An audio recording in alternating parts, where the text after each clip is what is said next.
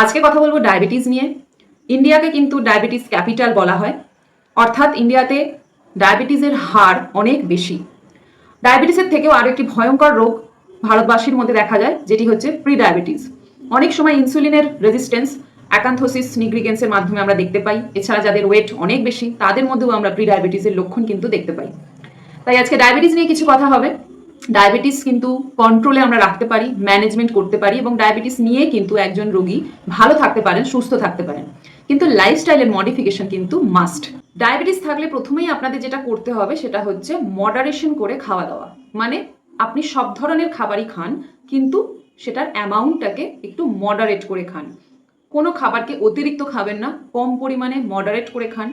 একই খাবার রিপিট করবেন না, বা কোনো প্রিয় খাবার আপনার যেটা আপনার প্রচণ্ড পছন্দ সেগুলোকেই বারে বারে এবং অনেক বেশি করে খাবেন না, তাহলে কিন্তু ব্লাড গ্লুকোজের মাত্রা বেড়ে যেতে পারে।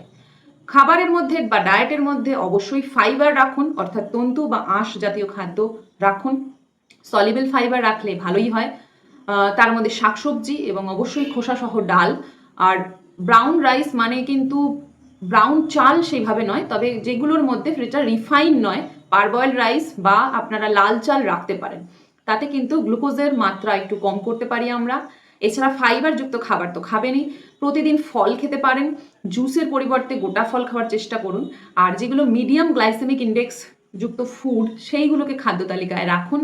আর অবশ্যই যেটা করতে হবে সেটা কিন্তু হাঁটাহাঁটি বা যোগ ব্যায়াম, অর্থাৎ হাঁটাহাঁটি, ওয়াকিং বা কার্ডিও এক্সারসাইজ, কিংবা যারা একেবারেই পারছেন না বাড়িতে বসে কিন্তু যোগব্যায়াম করুন।